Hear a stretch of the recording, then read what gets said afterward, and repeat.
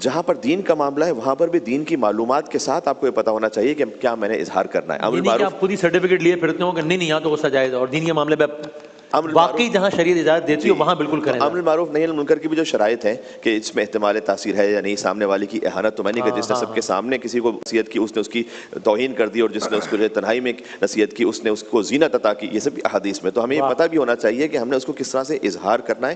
ہاں جس کو یہ پتہ چل جائے تو اس سے بڑھ کے پھر کوئی عبادت بھی نہیں ہے. حضرت موسیٰ علیہ السلام طور پہ جاتے ہیں، اللہ تعالیٰ نے کہا کہ موسیٰ میرے لیے کیا کیا ہے؟ کہ نماز پڑھی پروردگار کا، وہ تو مثلا جنت کے لیے. روزہ رکھا ہے، وہ تو جہنم سے ڈھال کے لیے. صدقہ دیا، وہ تو بلاؤں سے دوری کے لیے. کہا پروردگار پھر تیرے لیے خاص کیا ہے؟ کہا میرے لیے کسی سے محبت کی ہے خالی میری خاطر، میری خاطر کسی سے محبت رکھو، میری خاطر کسی سے بغض رکھو، اپنا نہ رکھو، اپنے معاملات کو ایک طرف رکھو. تو اس خاطر ہے کہ اگر آپ کے دل میں کسی کے لیے نفرت آ بھی رہی ہے نا، تو آپ یہ سوچ لیں کہ کیا اللہ اس کے رسول بھی اس وقت اس سے اسی طرح سے نفرت کرتے ہیں؟ کیا نہیں کرتے تو میں کیوں کر رہا ہوں پھر؟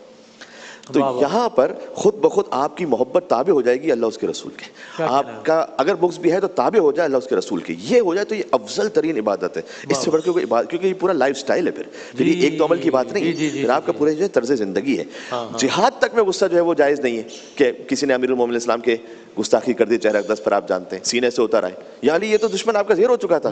کہا نہیں، اپنا غصہ لانے نہیں چاہتا تھا، جو ہو اللہ کے لیے ہو. کیا بات ہے. شوہر اور زوجہ کے درمیان جب غصہ ہوتا ہے نا، اس وقت سب سے بہتر کام یہ ہے کہ لا تغضب وانت الغضبان. امیر المومنین علیہ السلام نے فرمایا ہے کہ غصے کے عالم میں کوئی فیصلہ نہیں کر لینا.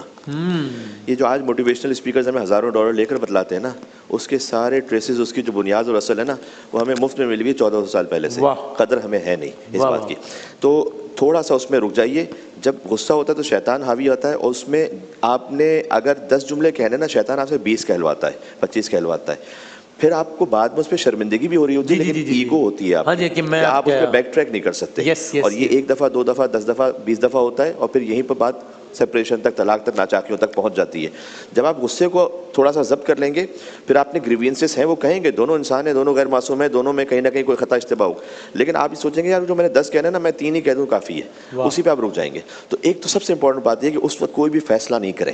30 سیکنڈ تو بتا دیں، یہ بھی ایک ٹپ کیا اچھی ہے کہ اس وقت خالی جب آ رہا ہو غصہ اور انسان کا ایک سرٹن ریئیکشن کا موڈ بن رہا ہو، تو خالی اگر اپنے آپ کو انسان یہ سمجھا دے کہ ٹھیک ہے میں بالکل یہی ریئیکٹ کروں گا، 15 منٹ بات کر لوں گا. چونکہ 15 منٹ میں پھر آپ خود ہی اپنے آپ کو بتاتے ہیں کہ یار میں پاگل تھا، یار میں کیا سوچ رہا تھا، یار میں دماغ خراب تھا میرا، میں کیوں. اور پھر آپ تو خالی وہ 15 منٹ نکال لیں کہ اچھا میں کرتا ہوں، 15 منٹ بعد ریئیکٹ کر دیتا ہوں اس پہ. کہتے ہیں غصے کا، مولانا علیہ السلام نے فرمایا کہ غصہ ایک دیوانگی ہوتی ہے، اس کا اختتام پشیمانی پر ہوتا ہے. اب پشیمانی نہ ہو تو کہتے ہیں اس کی دیوانگی پختہ. اس کا مطلب یعنی اس کا مطلب یہ ہے کہ وہ تو اتنا بڑا دیوانہ ہے، اس کو سمجھ ہی نہیں آ رہا کہ مجھے پشیمان بھی ہونا چاہیے. تو یقیناً آپ تھوڑا سا جب انتظار کر لیتے ہیں تو وہی بات کہ 10 جملے کے ہوں گے آپ 3 جملے ہی کہہ دیتے ہیں.